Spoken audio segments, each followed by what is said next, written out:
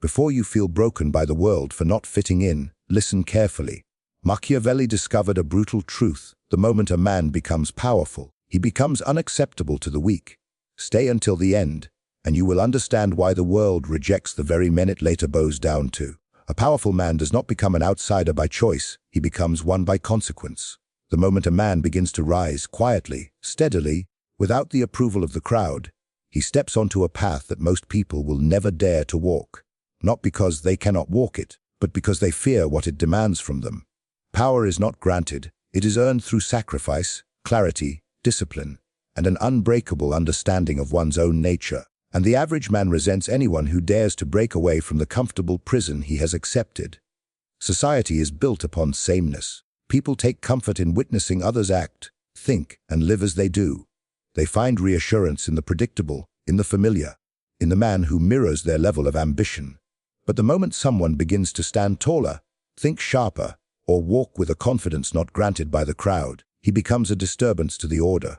His presence alone exposes the weaknesses, the laziness, the confusion, and the hidden fears inside others. And people do not hate the powerful man for who he is. They hate him for what he reveals about themselves. A powerful man becomes a mirror that reflects every insecurity others try so hard to hide.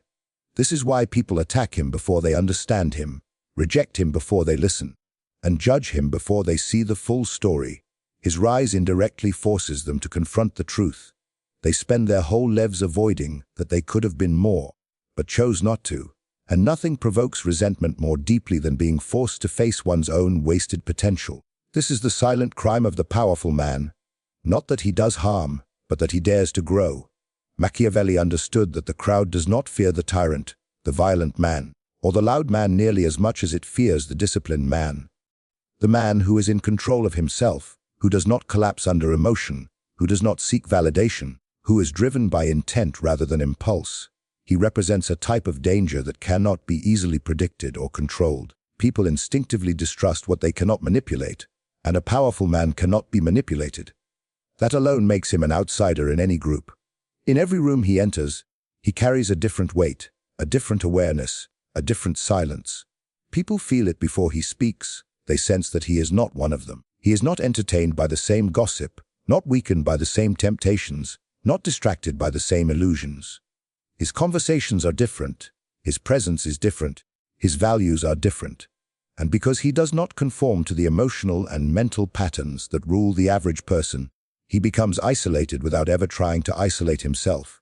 People step away from him out of instinct, as if they feel the intensity of his focus like heat. This separation begins long before he gains wealth, status, or influence.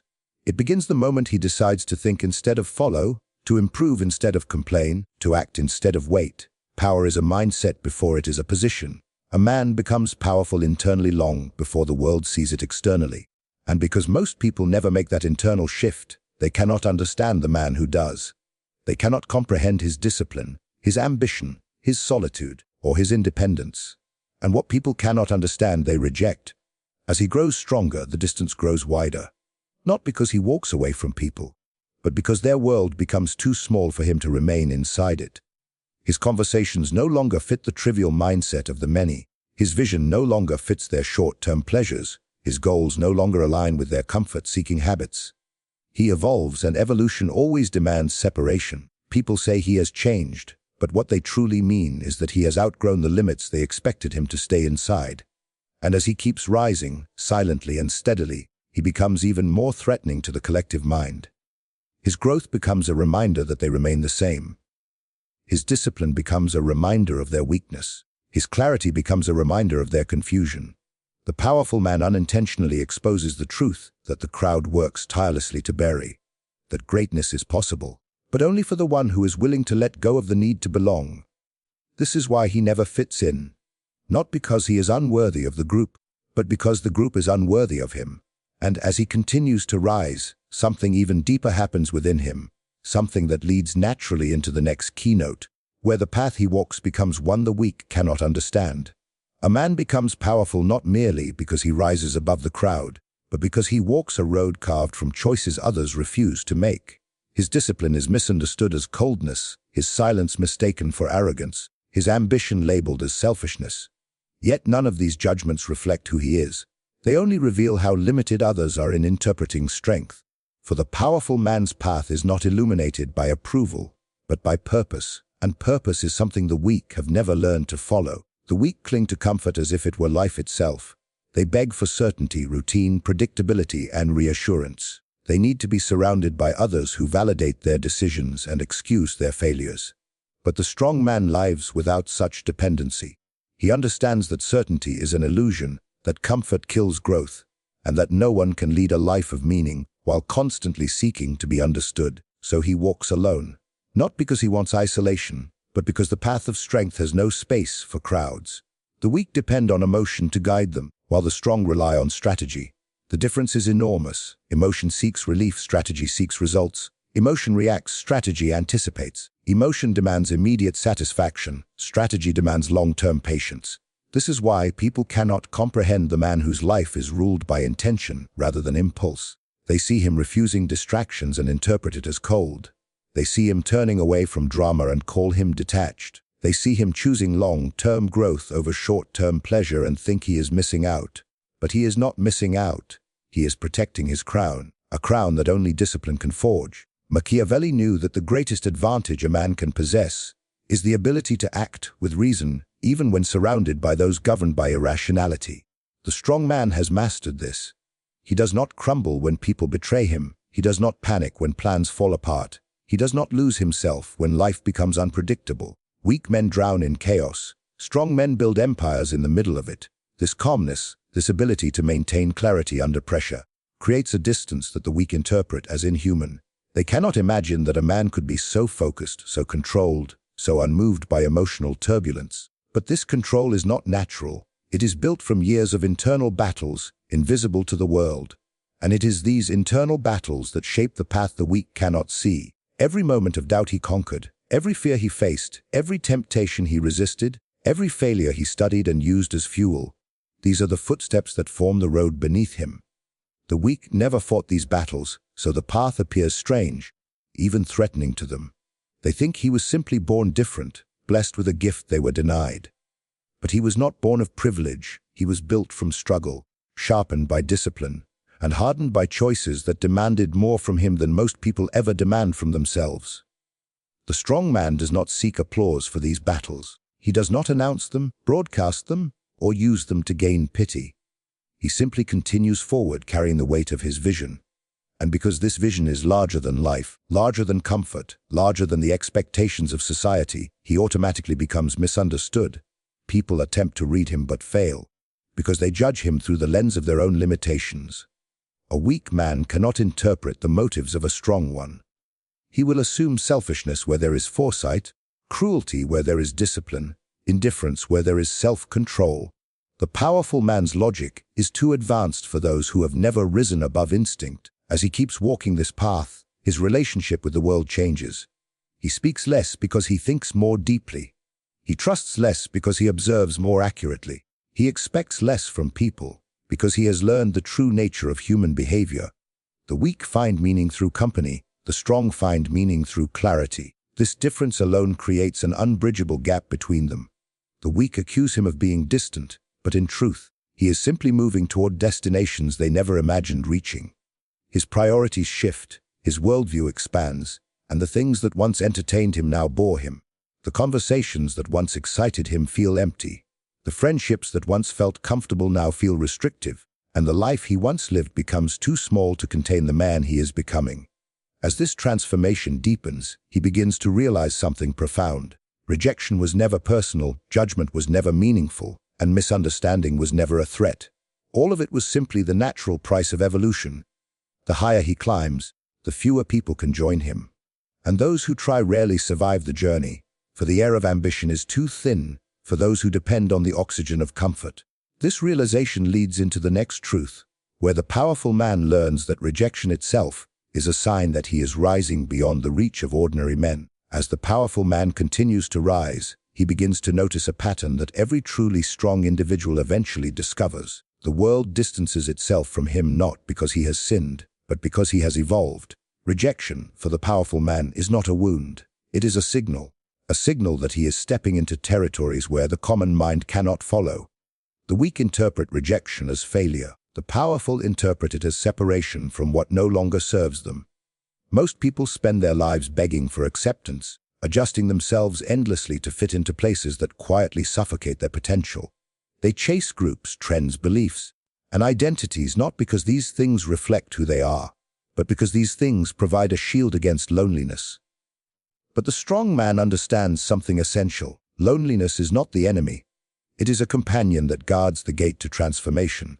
Those who fear solitude will never reach true power, because growth happens in the spaces where approval cannot breathe. When a powerful man is rejected, he does not collapse into self-doubt. He does not ask, "Why don't they like me?" Instead, he asks, "Why did I ever expect them to?" The weak reject him because his existence challenges their worldview. He is evidence that a different life is possible, that excellence is achievable, that discipline still matters. And while some may admire him from afar, up close, admiration turns to discomfort. It is difficult to stand beside someone who exposes your excuses simply by living differently. This is why rejection becomes a form of proof. Proof that he is no longer aligned with the values of the ordinary. Proof that his habits, mindset, and vision have elevated him into a different category of man. The crowd rejects what it cannot control, what it cannot predict, what it cannot fully understand. A powerful man carries a depth that unsettles the shallow. His presence forces others to confront their own illusions, and most people would rather resent him than face the truth about themselves. Machiavelli observed that those who rise invite hostility from those who remain stagnant, not because the rising man harms them, but because he threatens the comfort of their stagnation. People prefer the familiar chains of mediocrity over the uncomfortable freedom of ambition. So when a man breaks those chains, when he refuses to obey the unwritten social rules of conformity, society instinctively turns against him. The rejection he experiences is not aimed at his character. It is aimed at the courage he displays. A man who refuses to live by the expectations of others becomes dangerous. Not dangerous in a violent sense, but dangerous in a psychological one. He cannot be bribed with validation, controlled through guilt, or manipulated through social pressure. This terrifies people, because most of them base their entire personalities on external approval. A man who doesn't need to fit in is a man who cannot be ruled. And a man who cannot be ruled becomes an enemy to those who depend on ruling others. Rejection also strips away the illusions that once blinded him. The powerful man begins to see that most relationships exist not out of loyalty, but out of convenience. People stay connected to those who make them feel comfortable, not those who inspire them to grow. So when he begins to rise, they pull away. Not because he is unworthy, but because his growth exposes the limitations of their world. This revelation is painful at first, but eventually it becomes liberating. He no longer wastes time seeking validation from people who fear the very qualities that make him powerful. Every step he takes forward increases the distance between him and those who cling to the past. Rejection becomes less of a wound and more of a filter, removing those who were never meant to walk the path with him. It teaches him to rely on himself, to trust his judgment, to build his identity on internal certainty rather than external applause. It strengthens his resolve, sharpens his vision, and frees his mind from the prison of expectation. And as this shift takes place, something remarkable unfolds. The same people who once rejected him begin to watch him in silence. They may not understand him, they may not support him, but they cannot ignore him. They study his moves, his discipline, his confidence, his results. The rejection that once separated him from others now elevates him above them. For the powerful man learns that isolation is not the end of his journey. It is the beginning of his transformation into someone people eventually follow. This is the irony of power. The world rejects the man it later respects. The man it mocks becomes the man it imitates. The outsider becomes the one others quietly try to resemble. And as this transformation continues, it naturally flows into the next truth, where the outsider evolves into a figure people eventually observe, analyze, and emulate, even if they never admit it. As the powerful man continues his ascent, something paradoxical begins to happen.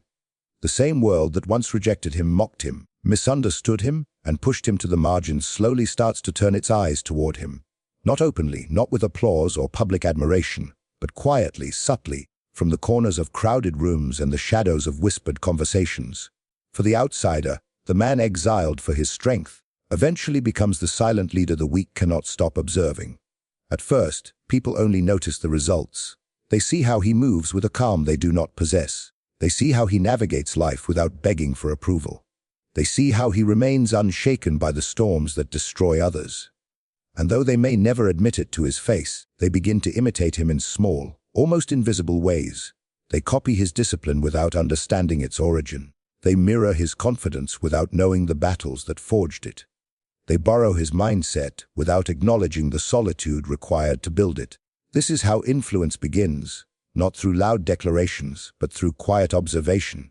People study the outsider because he represents something they secretly desire: freedom. Freedom from social pressure, freedom from insecurity, freedom from needing to belong. The weak pretend not to care about such freedom, but the truth is that every man who lives confined by the opinions of others envies the one who has broken that chain. His independence stings them at first, but eventually it fascinates them. They want to know how he does it, how he keeps rising, how he remains so composed, how he walks alone without collapsing, and so, without ever asking, they begin to follow. Machiavelli understood this phenomenon deeply.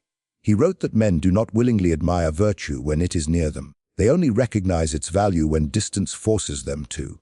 The powerful man's isolation becomes the very thing that elevates his presence. He is no longer part of the noise, no longer part of the crowd. He stands apart, and that separation creates an aura, a mystique, that draws attention. People become curious. They want to decode the silence he carries, the vision he protects, the strength he displays without speaking. In a world desperate for approval, the man who needs none becomes irresistible. And so admiration grows in the dark. Those who once doubted him now watch him quietly. Those who once dismissed him now reference his way of thinking. Those who once envied him now try to replicate pieces of his character. They may never say it aloud, but their actions betray them. They begin walking with more purpose.